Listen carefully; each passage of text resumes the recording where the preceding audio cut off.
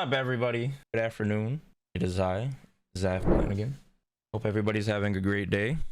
In today's video, we're going to be doing some shadow training with our Academy's own Froggy Thief. So, yeah.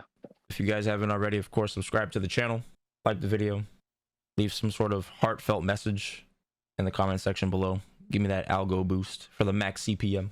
Yeah.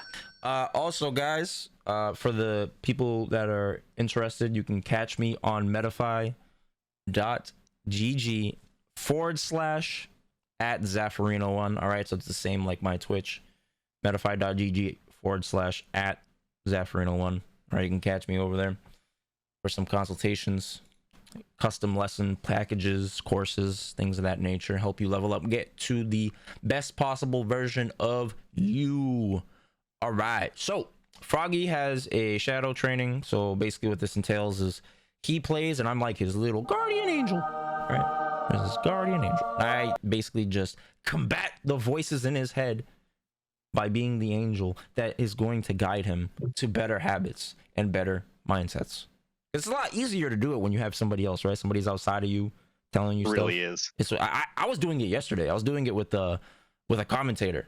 He was watching me and we were talking, and he was telling me, like, you know, gently telling me, like, yo, do this. I was like, okay, you're right. You know, and it helps me combat that tension that I might have against certain situations. It's pretty dope.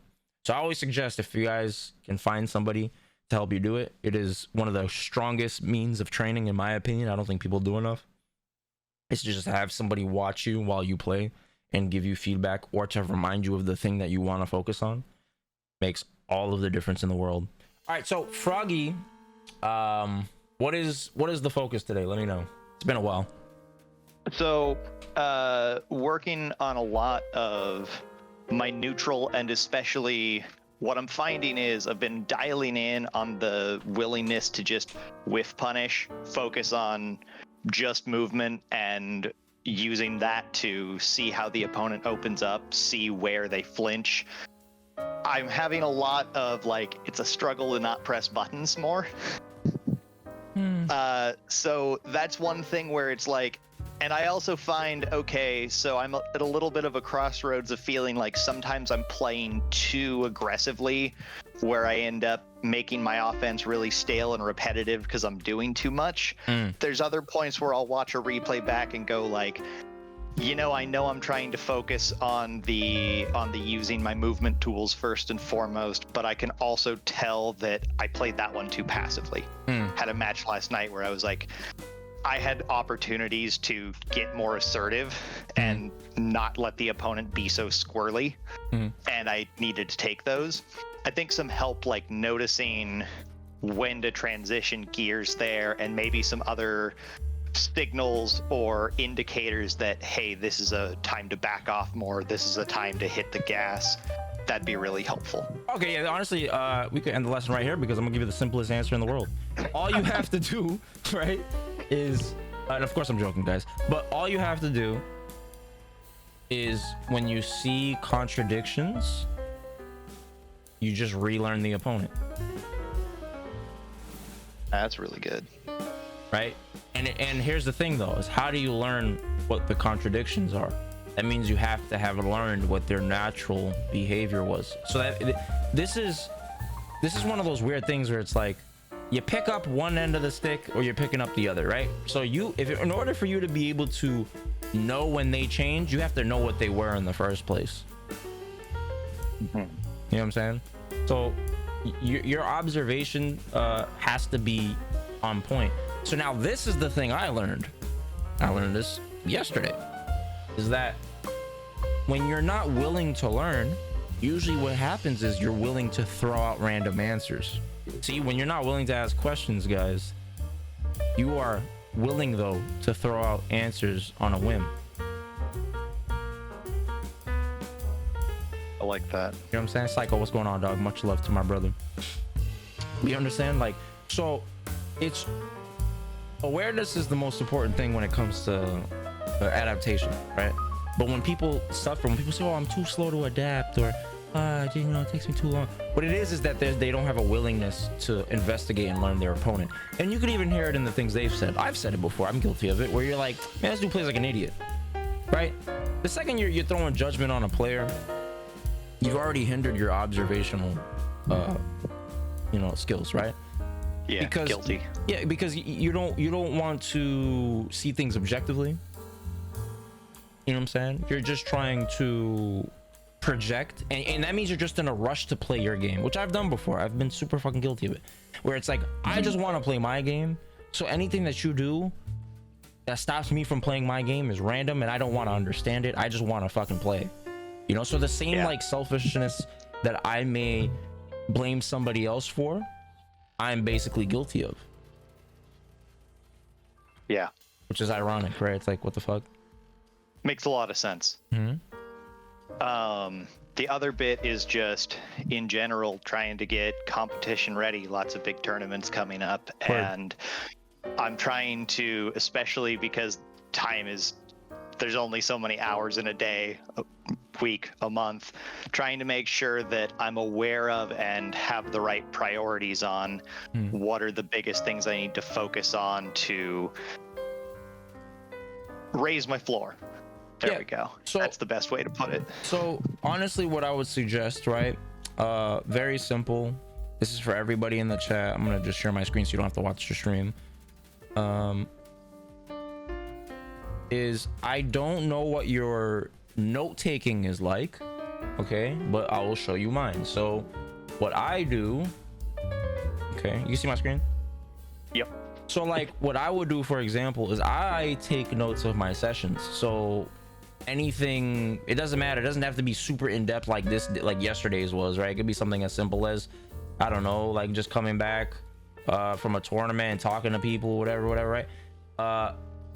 Just simple shit, right? So just documenting your session, so that way you can find like the ebb and flows of how you train, what your focus is like, the quality of your thinking. Patterns will start to pop up. If you notice like recurring themes, those are things that you should probably tackle. And then in this same like style of note taking, I like to have my matchup notes, right? So like I like to keep things punctual. So for example, if I'm playing akuma, I don't have many notes here, right? But the idea is you just want to put notes that you don't think you'll remember, because you're learning a lot, right? So things that you might not remember but are important, just put like 3 or 4 points down for every matchup though, so that way when you go and play, you make it a habit. So do that in ranked. So after our session, right, let's say you for 100 games, I like 100 is like my metric for homework. 100 games that you doing, every single time you play on ranked, quickly pop up notes of that character and go and just read it. If you're playing a Manon, let me go to my Manon section real quick. Okay, boom, those 4 I just read, boom. It could be 1 thing, 4 things, whatever, but don't make it more than 5. Keep it very concise, and every single time you memorize something, you delete it. So that's why some of these are would be blank. Akuma's is all blank because he just came out, right? But I'll delete it as soon as I understand something. I get rid of it. I never have to look at it again. I like that. You know what I'm saying? I also like the taking notes on quality of thinking and shit. Like I take a lot of notes on the matchups and the game mechanics, but that introspection level, that's a good one to add. Yeah, it's important because it helps you document so the way your mind works, right? If you get things out of your mind, it doesn't stay on your mind. So what do you think that means? That means you reallocate all that energy that was pent up towards whatever the fuck you were thinking about. You can now invest it into something else. You know what I'm saying? So I don't have to think about these things anymore. That's why it's good to journal before you go to sleep. That way you don't have these things on your mind. It's the same thing. So if I have something that's about, let's say me and Psycho played, right? We played the other night, he fucked me up, right? And then I was writing about it, but as I was writing about it, I noticed that I was doing actually really good in certain areas. So it's like a good way of balancing and being objective about things too. Yeah. So it's like, oh, okay, I actually was doing really well here. And then the thing as a student of as a competitor is you want to find your strengths. You can't just keep focusing on the things you have to work on. You have to also focus on the things you're doing right,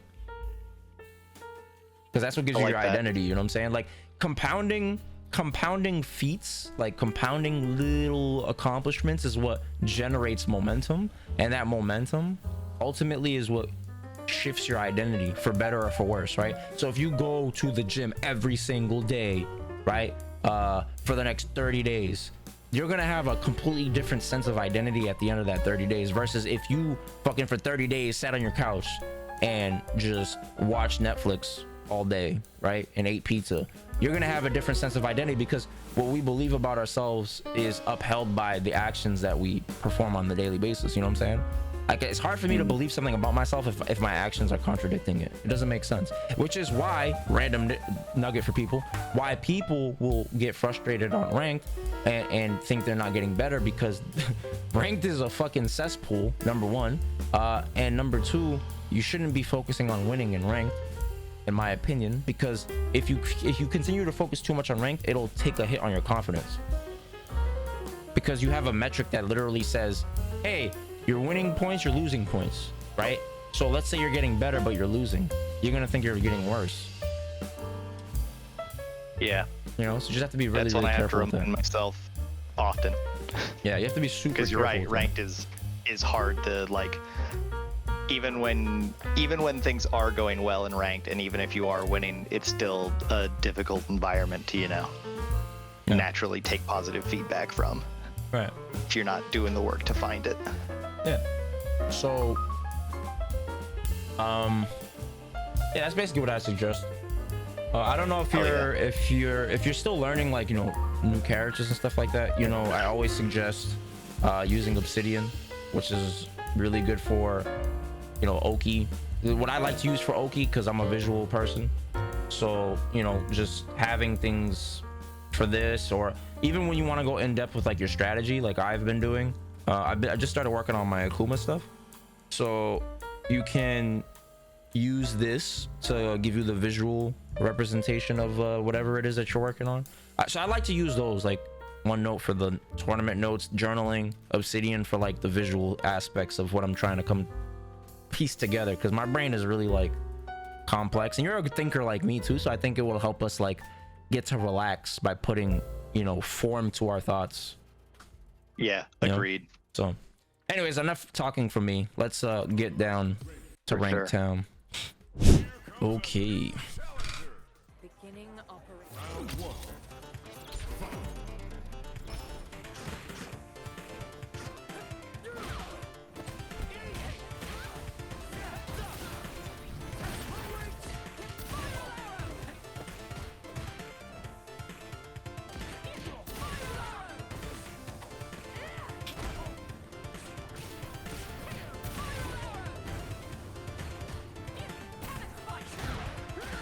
Really?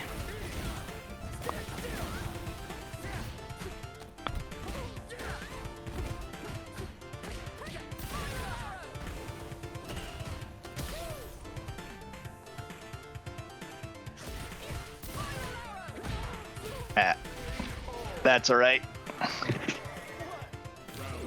It is all good.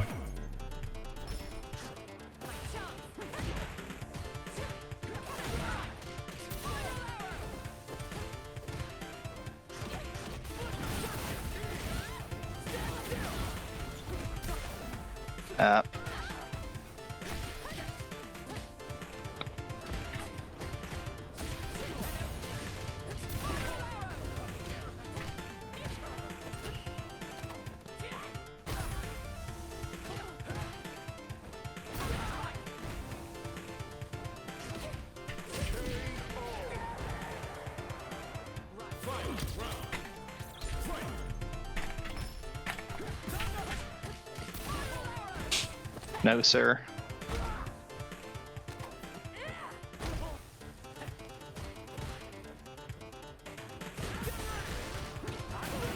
Oh. Nice.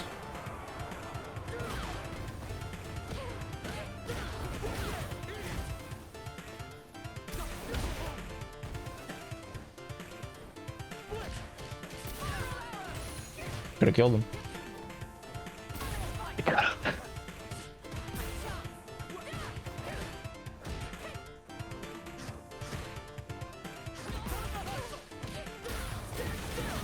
I'm dead on that.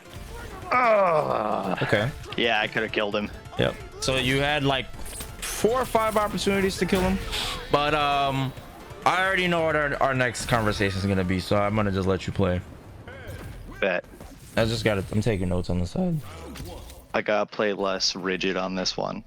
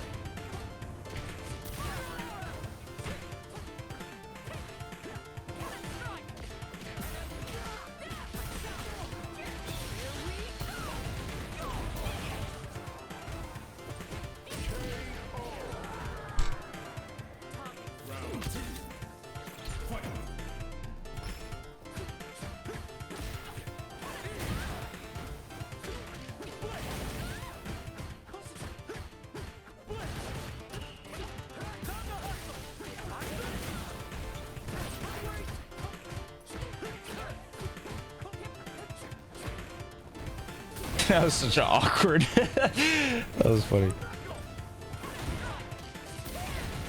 Oh man.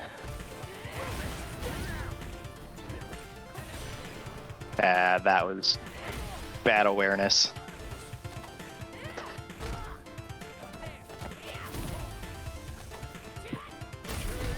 Okay.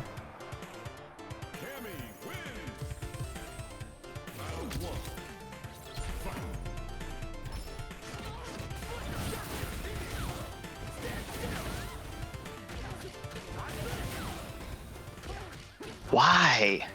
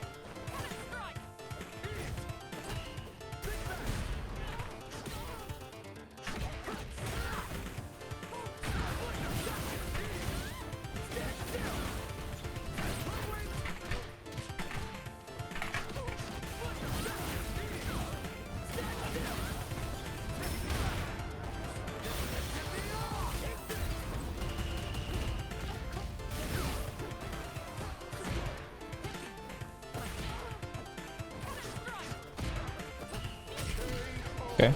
No. Okay. I got. It's okay. Okay. It's okay.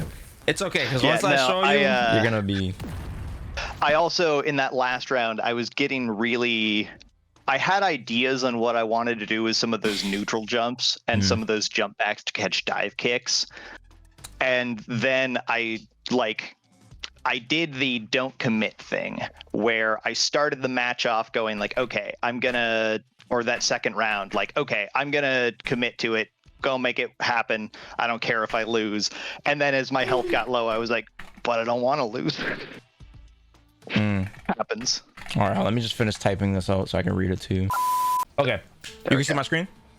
Yep. Okay, cool. All right, so these are the notes I wrote down. All right, so this is in order of what I was seeing, but then I simplified at the end. The opponent neutral jumped after pushback. Ask yourself what this means. Okay, so the frequency of actions tells you what to focus on. So when you play against this guy, he shows you like damn near immediately what his intentions are, right? So play it a little bit. See? So pause it. Yeah. When you see that, you should already know your character well enough, right? To where you know thematically how your character wins. Cammy wins cornering opponent, making people overextend on pokes. You dive kick the pokes, or you make them hyper fixate on the dive kick, and then you sneak in other means of closing the gap, right? Or you capitalize on their mistakes and other ways, yada yada yada, right? You should already know that. That's how you win. How you lose though is if, you know, people counter your dive kick. And one of the easiest ways to counter dive kick is neutral jumping it. So that immediately tells you the theme of what you're about to deal with, right? So think of it like a painting. You already have a general idea of what the painting of the fight is going to look like. You understand? So what's important in a game like Street Fighter 6, this game is all psychological. All right, this game is a purely psychological game. Why is that? Because every interaction in the game has counterplay. So that means even in situations where you would be winning, it is that much more important for you to be aware of what your opponent's intentions are. Because if you're not, guess what happens? You're put in a bad situation. Yeah. Okay. So when you see that jump, you have to understand what that means. It's not just a random jump, right? You saw it but didn't think anything of it. You didn't understand it. You seen it, you know, maybe you're like, oh, I'm gonna counter it, but that's still not enough. You have to, when you see something, when you get information, it's not just one piece of the information. It's like, what else does this entail? What else does this equate to? Because remember, the game is psychological. So when you make decisions, your opponent's not going to tell you obviously what they're going to do, but they're going to reveal it. So what you want to do is you want to gather information ahead of time, and then you piece it together and you say, well, because he's doing these things, I think it's very likely that he's going to do this in this situation.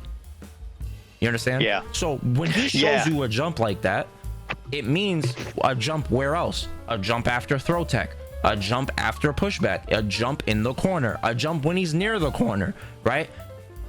A jump when I push him back and he's, you know, from the corner, right? Like, you want to think about what are the accompanying actions that are likely to happen because of the things you've seen in the opening gambit. You have to practice this because it's going to trim a lot of fat. This is why I brought up the psychological point, because the game is so mental that if you try to cover everything, you're actually doing terrible. You're actually going to play bad. You can't cover everything. You have to be deliberate about the things you're focusing on, because like Art of War says, if you're reinforced in the front, you're weak in the rear. If you're reinforced in the rear, you're weak in the front. You're reinforced in the left, you're weak on the right. If you're fucking reinforced on the right, you're weak on the left. But guess what? The person that's reinforced everywhere, he's weak everywhere, because you can't cover everything. You know what I'm saying? And that's like kind of the problem that happens when you're studious or you're learning, is, you know, or you're obsessed with winning, is that you might try to cover everything. And, you know, ego can cause us to do this. This happened to me. And you can't cover everything. You can only cover so much. So when you're playing, you have to decide, what am I going to cover, right? It's a really good call out too, because what happened here is he does this neutral jump and that descending attack. And you said it. I went, okay, he is 99 seconds neutral jumping. He's going to neutral jump other places. I need to be ready for that. Next round starts, I was asking myself, is he going to neutral jump in place again? So it's the layer of, I was observing the tactic and thinking of how to counter that, but I wasn't thinking about, okay, why? What is that show about what he's focused on with regards to my character and my game plan? Yep. It's the bit of like, you don't want to give your opponent too much credit, but you also don't want to give them no credit and assume they're stupid. It's one of those like, okay, I wasn't thinking in context of he's doing that on purpose for a reason, or that suggests something about his plan against me in this matchup. Yeah. So honestly, if you think about it, right, you could simplify this so you can take out the whole like, this player is stupid type of thing, because I've done it before, right? And what helps me now is I just think of comfort, discomfort. When people are not comfortable, they're not going to do smart things. Even the smartest people, like the smartest person on earth, is not going to be in his correct state of mind when he's discomforted, unless he's trained himself. How many people do you know that train themselves, or even are mindful of where they're uncomfortable? Most people are unconscious. Most people are NPCs. They're not aware of themselves. They just go through life and just coast through life. So we can't really project that type of awareness onto people. You know what I'm saying? And so it makes it a lot easier to just say, well, all right, this person's comfortable, what are they doing? All right, this is how they play. All right, when they're uncomfortable, what are they doing? Oh, this is how they play. And that's it. There's no like subjective projection at that point. You know what I'm saying? It's just like, oh, when I do this and he doesn't have a sense of control, he starts drive rushing, or he starts jumping, or he starts walking back, or he starts whiffing big buttons, right? Like, yeah, right. So you see, like, right now, this is his comfort level, and the way you know is because when people are when the round just starts, that's when people are their most comfortable. If you're not comfortable and you're nervous, it's way less likely for you to gain comfort as you're losing. You understand what I'm saying? So like, if they start winning, yeah, sure, but if they're already uncomfortable and then they start losing, what do you think's gonna happen? They're gonna fucking explode. Yeah. Right. So knowing this, you can just basically take what they give you, right? Surface level. You can extrapolate from it, and you can like kind of, I guess you could project it across all situations, because the idea is we're not projecting and thinking we're right. It's just to help us make a better decision. That's all it is. So then that way, if you're wrong, it's more obvious. You're like, oh, well, I did this because he did this. So that means there's a contradiction. So what changed? Okay. So now in versus, you know, corner versus mid screen, he doesn't jump. Instead, he drive rushes. Ah, okay. But then the next round 2, fight, he jumps again. Oh, okay. So this is just a thing. Mid screen, this is what you do. So I'm assuming in the corner, since you just did a repeated behavior of opening in the round start, you're probably going to do the same repeated behavior once I get you to the corner, which was drive rush or whatever it was. Whiff a button, dash, jump, DI, whatever the fuck it is, right? Fireball, depending on the character specific things, player specific tendencies, whatever it is. Okay. Hell yeah. All right. So then, these are some of like the other like small things, or, you know, you're missing your lights, area confirms to kill. You're hitting like jab into, you know, what's it called? When you're pressing jab, right? Sometimes I know you're pressing it, just kind of like doing it, right? You're not really doing it to whiff punish, because who whiff punishes with a jab? You'd whiff punish with a medium or something, right? So when you're doing it, you're just kind of doing it, right? To just hit them. So when you jab, if you're in range of 2 lights, you know, and you know you're like a hit away from killing, right? In your brain, you should already have a predetermined pathing. I'm gonna do these 2 jabs. I'm in range. If it hits, I'm going to DRC on confirm. If I'm not in range of 2 jabs, I'm in range of like 1 jab, then I have to counter hit confirm it into a crouching medium, right? And then you DRC it, and then go on, etc., etc. But the light confirms, I think, like I see like you have like an ebb and flow of doing it, not doing it, doing it, not doing it. That's just kind of like how I go about the confirm. I mean, it's years of experience too that helps, but if I were to like put it into words, it's a spacing thing where I know I don't have the flexibility to do 2 jabs if I'm not in range of the second jab, right? So that means I have to automatically shift to a hit confirm that is a linking confirm, not a chain confirm, because if I chain it, my jab is not going to hit. So instead I have to either hard commit 1 jab into DRC, which is like, I don't want to do that, or I just confirm the jab and I'll still be in an okay situation even if they block it, right? If I do jab strong, and I'm like, okay, it's not the end of the world. So what I would do is like I just go in training mode and then just like go back and forth really quick between doing jab, DRC, jab, crouch strong, boom, boom, boom, right? And just keep like mixing it, go back and forth, switch between, just to give your brain that stimuli. Hell yeah. You know what I'm saying? Because what helps with long-term retention is also spacing out the things that you're doing. So, you know, you can keep doing things through rote retention, which is like, you know, repeating things to yourself. But when you space it out, it's actually what fortifies the long-term memory. So if we do something, but then go practice something else, then come back to it, that's actually what helps you gain the long-term memory. It's not doing the same thing over and over and over again. Hell yeah. Okay. All right, so yeah, for game management, I mentioned they didn't punish the round start jump. Okay.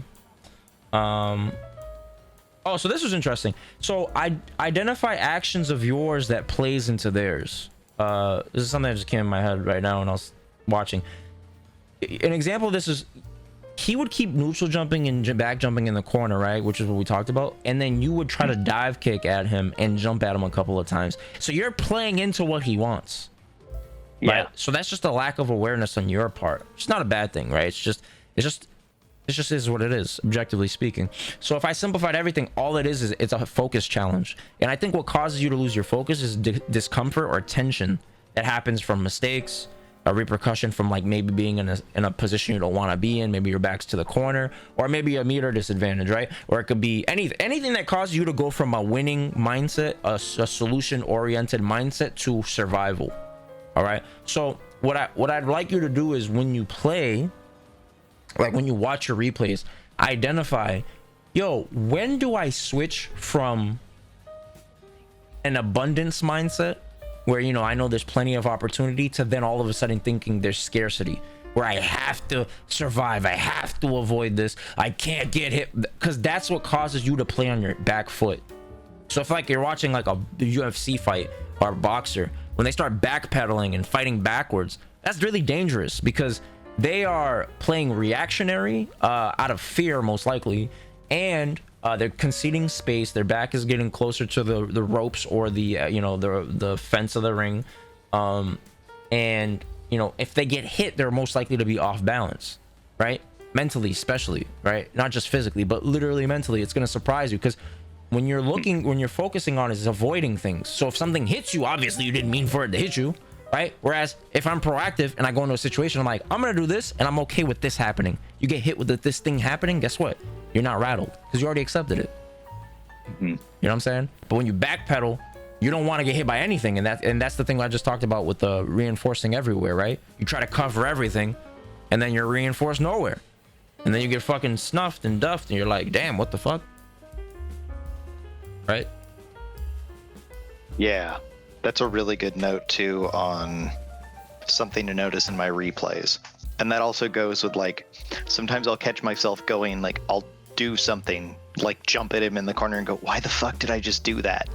And that usually is the like scarcity survival mindset. Yeah, they'll usually be like clues in your behaviors when you watch your replays. So you'll learn the themes, like when you start doing things, right? Because you're not understanding your own decisions. It's once you've done it, you're like, why the fuck did I do that? Well, if you understood the decision you're making in real time, you'll be like, oh, wait a minute, I'm playing nervous, or I'm playing tense, or trying to survive, you know. And then the closer you are to that moment of like at its root source of when it's happening, the easier it'll be for you to manage your behaviors, because it might still happen, but it'll happen in like fractions of seconds, and you'll be able to like quickly like readjust, correct your focus, get back into the moment in front of you, right? Because it's the moment behind you. Correction is a muscle. Yeah, that right. And you have to work it out, you have to exercise it. So like, yeah, what's happening is you're focusing on the moments behind you instead of the moments that are in front of you. Yeah. All right, so let's keep watching this.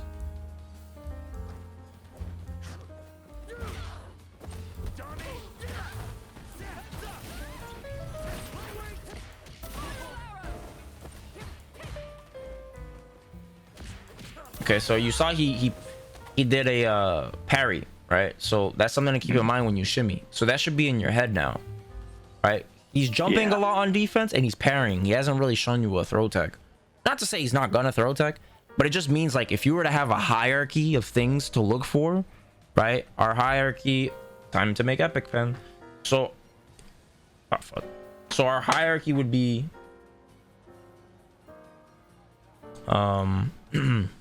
I'll let this load real quick.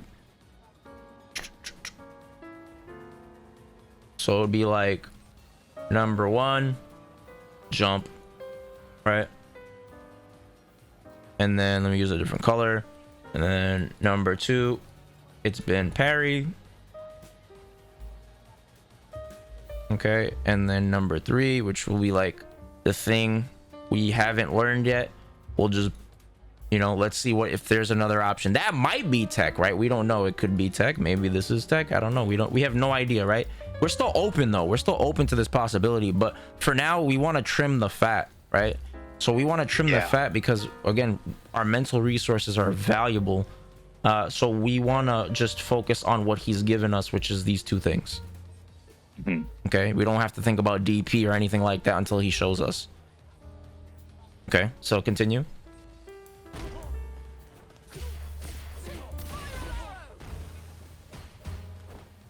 Okay, so right there. Now, when you push yourself back, right? You know he's jumping. So this is just me reinforcing what we're talking about, right? Which is it's kind of annoying, but you know, it's just to help you for the long term. No, it's not annoying. It's helpful. Okay, so like when you push yourself back, right? Let's think of the situation. You DP. Even if you cross cut DP him, he's okay with this, right? Yeah, because he's on the other side. He's on the other side. So now what you want to do is, let's say when you go in training mode, this is a nice exercise you can practice. Anybody can practice this. Is you set the dummy on block after 2 ticks, right? Two contacts of blocks done. You have him do 2 different recordings, right? Or not recordings, but like you know, the reversal features. On block, have him do neutral jump, and the other one have him do forward jump. And what I want you to do is just do one at a time, right? Where if he neutral jumps, you DP him, whatever. But if he jumps forward, and then, you know, practice the jump forward. So when he jumps forward, learn the spacing, the timing, okay? Like, what are you gonna do when you know he's gonna jump forward? Okay? I like that.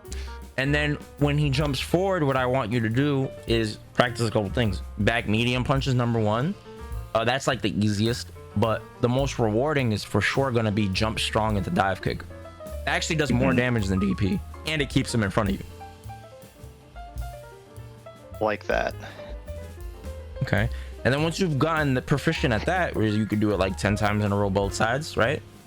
Then you turn both of them on, and now you're reacting to one over the other, because you know he's gonna jump, you just don't know which way he's gonna jump. So that's where you have to practice the reacting. Yeah, you know what I'm saying? I like that.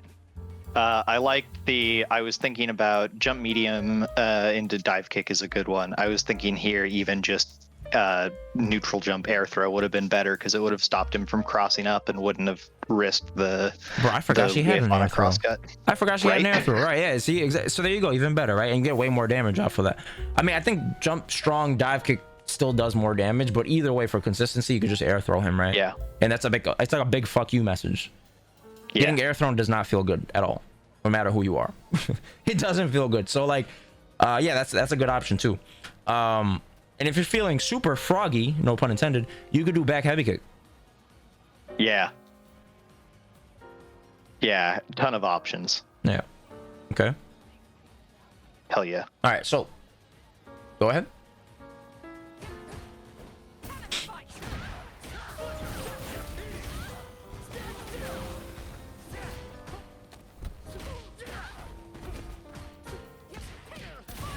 See right there, you EX fireball. I mean, EX spiral arrow for the side switch, right? Because remember, we talked about this many times before. Like, what's the win condition? The win condition should always be on the front of your mind because it simplifies the game. So you obviously want the corner. You know what I'm saying? And it makes your comeback a lot easier because he's more contained, right? Which means. Well, and I was trying to figure out why I didn't, and it's like I had plenty of meter. Yeah. There was no reason not to spend the meter there. Right.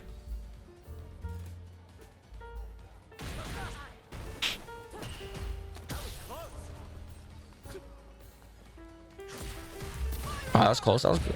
See, but see there, when you hit him, you should know, right? Like, so pause it. So you should know, right? That look at this already. This is so funny. Already. Right. But you should know when you hit him, right? Think of like the practicality of it. If I'm gonna walk up on somebody and press a button and they get hit, the chances of them getting hit and not being counter hit is very low. Why would they get hit? Yeah. You know what I'm saying? They're most likely pressing something. The only time they would be like common for somebody to get hit and it's not a counter hit is because they moved back and you hit them with a low. You know what I'm saying? That's really hit. Or if somebody jumps towards you or something like that, right? But like this dude, you could tell he was like trying to contest or something, right? He was, so when you do that stand jab, you go for the crouch strong, which is great. I'm glad you did that, but you had the meter to DRC. So even if he blocked it, guess what? You're like, oh, he blocked it. Okay, let me go to my block route instead. Yeah, and that would have ensured a kill too. Right. I'm glad, like, especially versus my last lessons, right? I am glad to see that I'm at a point where I committed to the, like, nope, I went for it. I saw the counter hit. I did the strong into spiral arrow. Like, I just committed and said, this is going to fucking work. That's good progress for me. The next step of that is exactly what you said, of have the awareness to go, I could have killed if I just DRC'd when I had the meter. Right. Yeah. Okay. Hell yeah. So then we already see he neutral jumps at the beginning. See, but you see how he keeps showing you that off of the and then remember the parry throw hurt box is way wider now, so you don't have to walk up as much. You walk up a little bit, but it doesn't have to be as much. Just walk up like slightly and you can throw them.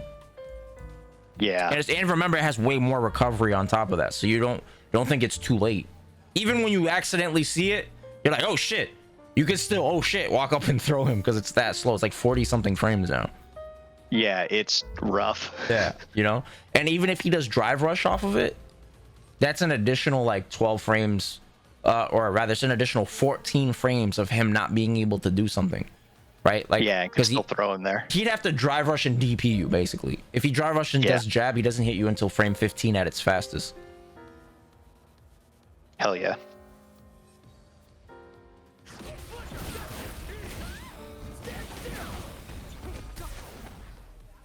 I was still holding back. I wanted to see why I got that instead of the drive reversal. Yeah, so when you do it, you know, you don't have to time it. You just you can just hold it. Yeah. Okay. Just making sure. I held it. I just didn't press the right direction.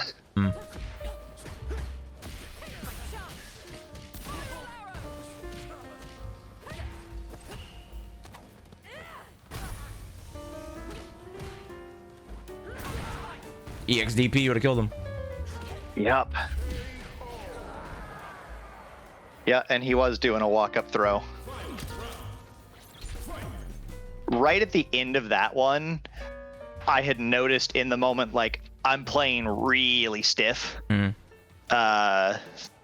Just like, I can see it too, I can see the moment where I went, oh, I'm playing really stiff. I gotta loosen up a bit. See, so now pause it. So go back just a little bit, like right to when you knocked him down into the corner on this next throw, right here. So pause it. So look at his drive gauge, right? Yeah. He's really low. So you know he needs to make a decision. All right. He So liked to parry. he likes to parry. Parry would give him more drive gauge if it blocks something. Right. So what you could do is you Going to literally burn could out if I just throw. by proximity be near him, don't do anything, and then he'll kill himself. Because he's not gonna, he's not gonna sit still. So even if he jumps back, you react with DP, right? If he does a button or whatever, if he does button into DRC, he's in burnout. So who gives a fuck? Yeah. Right? Like that's totally fine. Now he's in burnout, and now he has to fucking guess when your DI is coming, or if it never does, maybe you just throw loop him to death, right? Like it's up to you. Or you could just keep capitalizing on his eagerness to survive. So now he's in survival mode, right? Because he's low on drive gauge. So survival mode can be triggered two ways. Man, usually it's three ways, or I guess you could say it's three ways. If somebody gets cornered, right? If somebody's in burnout or near burnout, or if somebody's low on health. So like the less disciplined player, it's like as soon as they're cornered, they're in fucking survival mode. Right? Because it's a comfort thing, like we talked about, comfort versus discomfort. So when you see these behaviors, you say, oh, is he comfortable or is he not comfortable? Okay, I could tell this guy's not comfortable. So you don't really have to do much. He's already giving. Think of it like this: everything you're doing right now, everything I'm doing, everything Daigo's doing, everything Punk's doing, everything we all do is to make you make decisions that help us win. So he is already making those decisions. So now you have to switch to, all right, I'm gonna let you play your part in your loss. I don't have to force anything anymore. You understand what I'm saying? Yeah. Yeah, that makes perfect sense. Right? It's a conversation. You were talking, having a conversation, and then you got to the point of the conversation where now he's just giving you all of the answers. Well, and to the earlier point of going and transitioning between very proactive play and being more passive, here's a perfect example of he's clearly uncomfortable. You could just let him kill himself. Yep, 100%. I don't need to, you know, try and reinvent the wheel here. Right. But the thing that's mad important, I stress this for everybody, is when you do allow people to kill themselves, it does not mean that everything goes according to plan, right? Yeah. That doesn't mean that. What it means is that you allow things to occur, all right, and you don't guarantee the win in the next situation or whatever. But it's the attitude, because the attitude is, oh, he hit me, okay, that's fine. But I'm glad you hit me because, well, no, obviously I don't want you to hit me, but the idea is the way you hit me was the way I would have allowed you to hit me. Okay, because I'm punishing something specific, and in order for you to beat me doing this, you had to do that instead. That's the give and take that you have to like honor in competitive fighting games. You have to honor that part because you can't cover everything. You shouldn't want to cover everything. Hell yeah. You know? I follow that. Yeah. So continue. See, that's fine. But imagine you just walked up and blocked him. You don't get hit. And then he just burns himself out. And now you drive reversal him. So remember, he's in burnout, right? So if he blocks your drive reversal, you're safe. You're -2. So that's one of the strongest situations to actually drive reversal people. Because even if they drive rush jab and you mistime it, you'll still be safe. They'd have to hard read and do super, which I'm totally fine with. Yeah, agreed. I forgot about that change, that if they're in burnout, it's only going to be -2 now. Yeah. Abuse that shit. That's really good. Yeah, that's really good.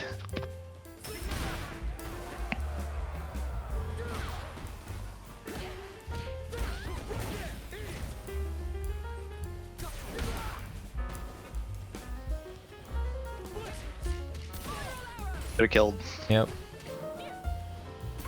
But you see, go back real quick, and play it slow. So pause it and then just hold heavy. Yeah. So look, he right here, right? So keep playing it really slow like this, like frame at a time. After he blocks this 2 ticks, like I said, look, he jumped on the second light. Yeah.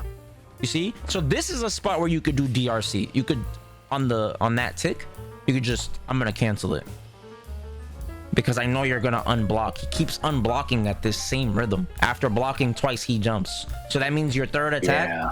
You see, you could set it up with the plus crouch fish, which is your first button. The first starter of the light chain is your second button, and then he just immediately responds. So then your third button, which would be a chain jab, would be the one that you DRC. Yeah. And then you get the confirm, kill and then he's dead. Yeah. So you can practice this against the CPU too. Like, so set them to do nothing on count 3, and then set them to do jump forward or jump back on count 3. It doesn't matter, either or. And then you just practice the same thing. Crouch fierce, boom boom, like on block all, crouch fierce, jab jab, crouch fierce, jab jab, crouch fierce, jab jab, and just keep doing DRC and just confirming. If they block, what do? You do this instead. If they get hit, you do this instead. And mind map it, so that way you have like you know what you're practicing. Don't freestyle it. Yeah. Okay. Hell yeah. All right, so let me see.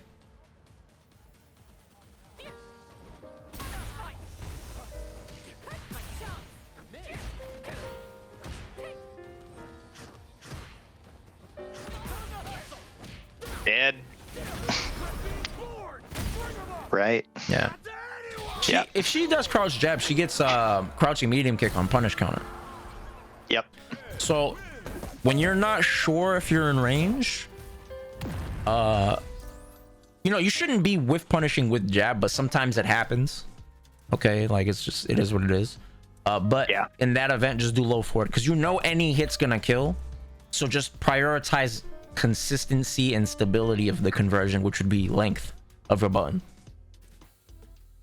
Oh yeah. You know what I'm saying? So just prioritize that, and then you confirm, and then because it doesn't matter, you don't need the crouch strong at that point. It's just like whatever hits. That's all I need is something to hit, and I know this is gonna work. Jab into the low forward, drive rush, blah blah blah blah blah blah blah. Okay. So I want to see you play one more set, and then let's talk about how you feel afterwards. Fuck yeah. Oh wow. Is this the same dude? Nope. Oh, I was about to say that's kind of weird. What the fuck?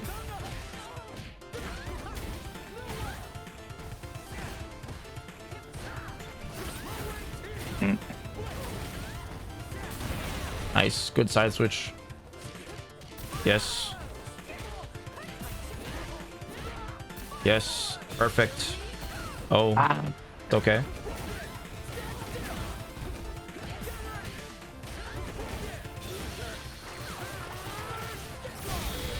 That's fine. That was a Just- throw tech, but I keep being early on him. Work in progress. yeah, it's all good. Nice. It's okay, you tried it. As long as you tried it. As long as you tried it. Yeah. That's good.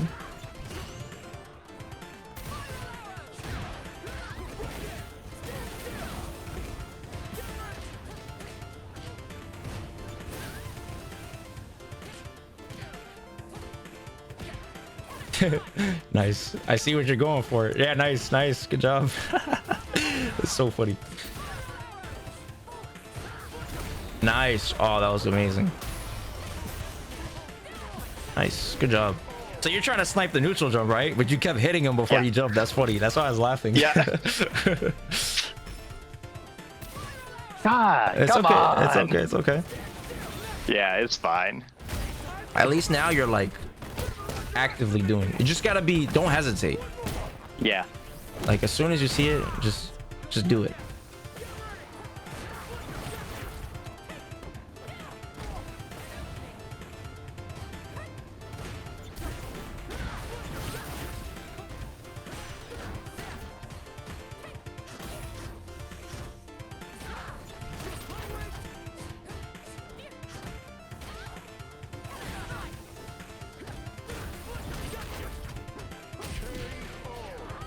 Yeah, I made a mistake there, but that's fine.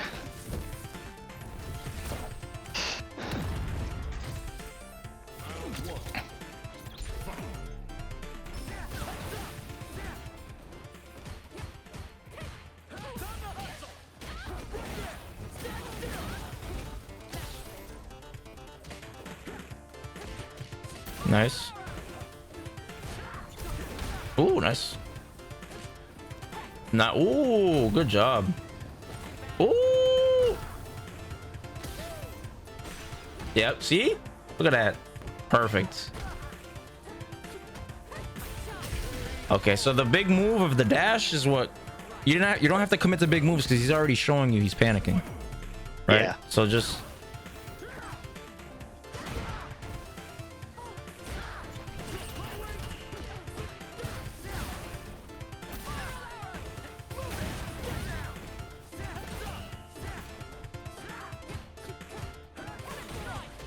nice confirm. Very nice shimmer. Oh, okay.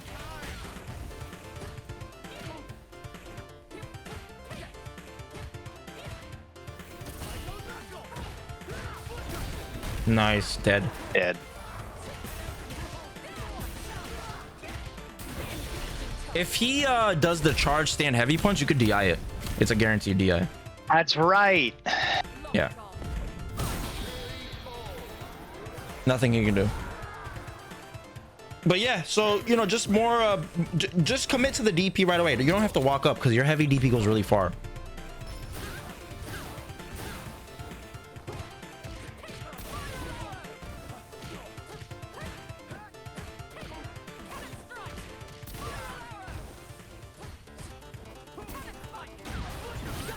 It's okay. Just gotta practice that in training mode. Very nice. Nice, good job, and you did not burn yourself out. Very nice. That's a dead boy. Very nice. Good job. Look like a new man. Look like a new man.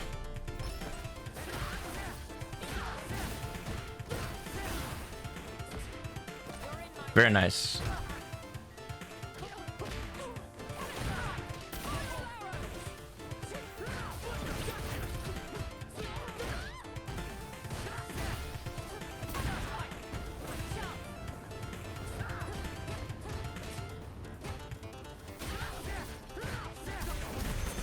Okay. Okay.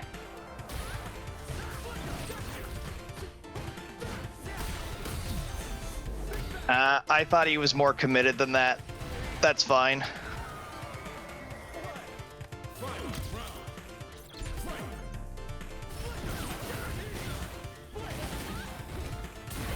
Very nice.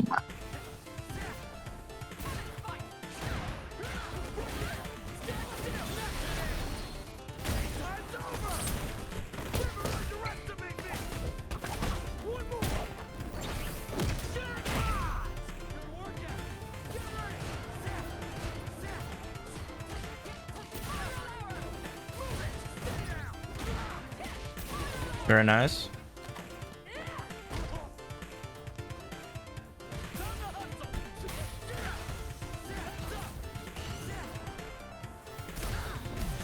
What?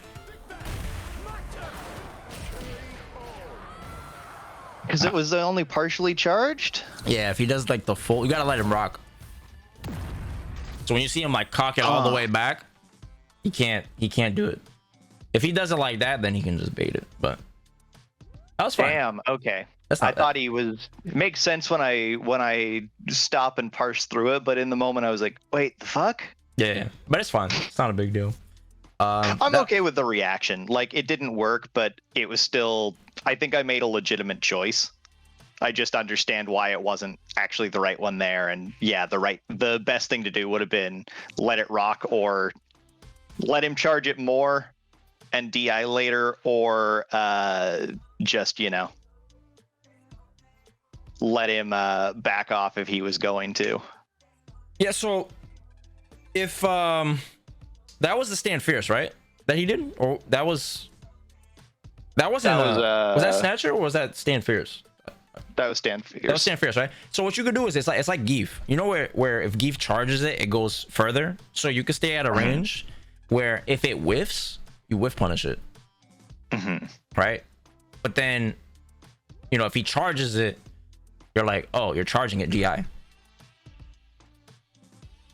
So you could do the same thing there where it's like, he can release it at any time. Yeah, right. So you commit to the range, you wait, you say, all right, so if it whiffs, I'm going to whiff punish. But at a certain point, he can't whiff. It's going to hit you because he's charging it. So then you DI it. Yeah. You know what I'm saying? So that's how you could just do that. So you just lab that and then go back and forth between the two, like I was talking about. That was pretty good though. Oh yeah. So the couple of things from what stood out to me was when you would stagger him, you would hit him out of the thing a lot, right?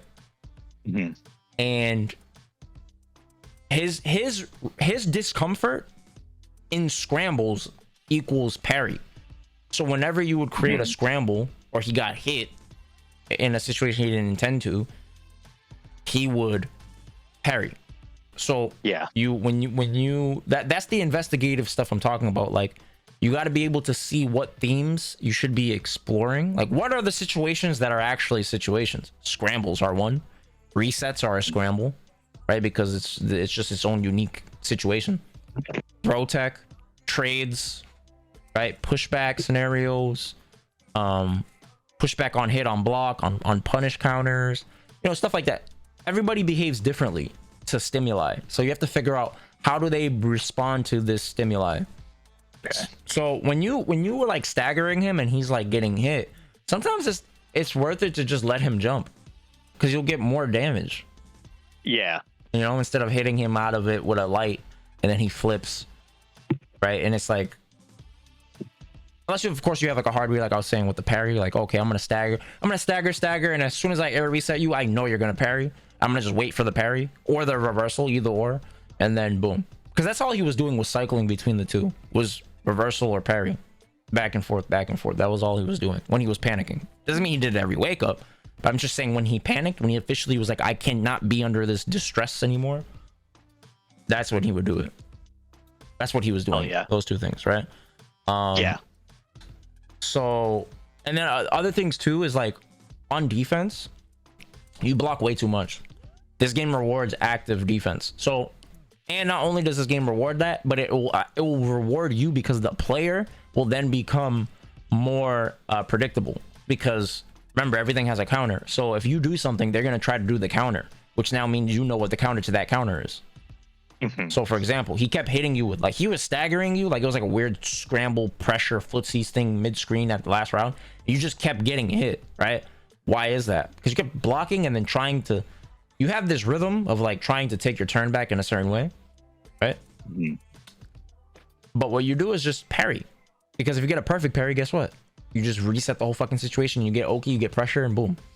And now he has to think about it.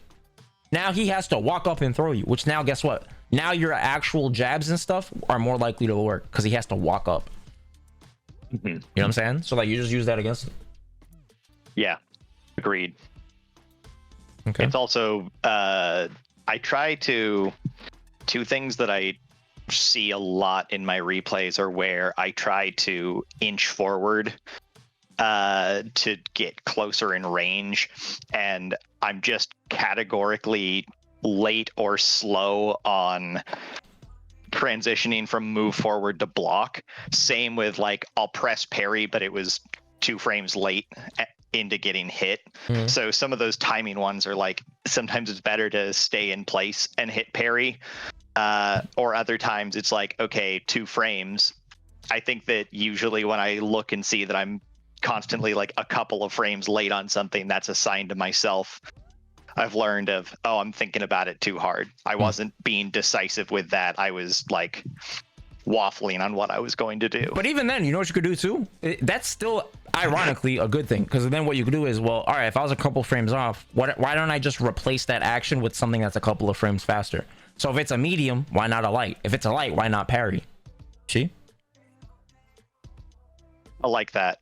I like that. That's a really good, I'd not thought of it that way before, but like putting parry in that how fast hierarchy. Yeah. Because it's the fastest, right? It's literally frame 1, frame 2, where it's active for the perfect parry. But then if you block, who cares? Like, guess what? You just regained your drive gauge that you were going to lose anyways. Yeah. Right. So, how'd you feel about the session, brother, man? I feel pretty good. Feel pretty good. I'm also glad that like got to do another ed. Was good to funny. good to be able to, you know, right? That was so funny. I was like, wait, what? And it wasn't the same color. I swear. I'm like, what the fuck? Yep. Bruh. Yeah, fucking swear. Yeah. I also, it's super helpful to be able to like sometimes again, like I'm still at a stage of learning shit where there's so much to take from a replay that sometimes I don't have the clearest agenda with it or the clearest plan, or like I won't get as much from it as I want to.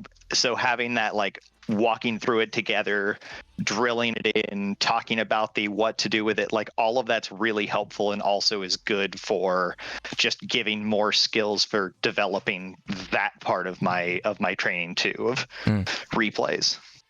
Beautiful. Yeah.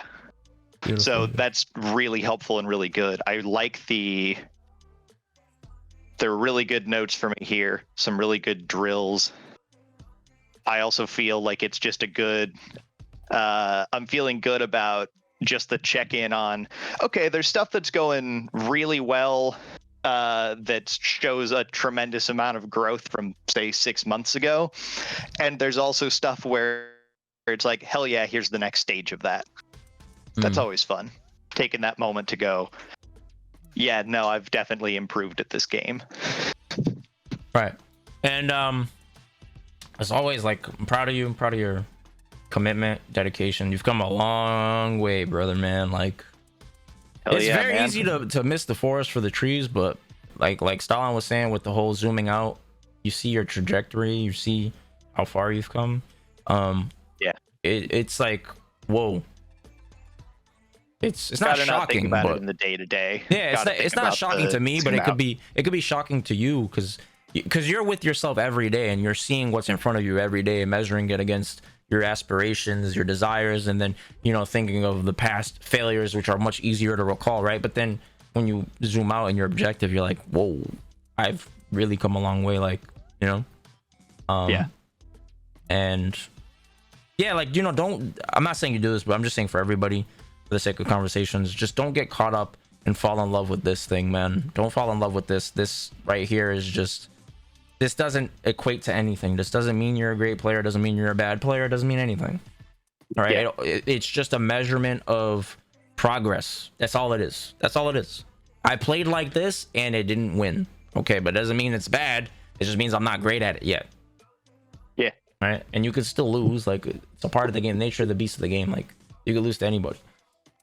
I would just not put too much intrinsic value into this. All right, you can use this and be like, all right, you know, at some point I would like to hit legend rank, right, or 1900 MR, because it does demonstrate a form of consistency in regards to either imposing your game or reading the game of others. That's basically it.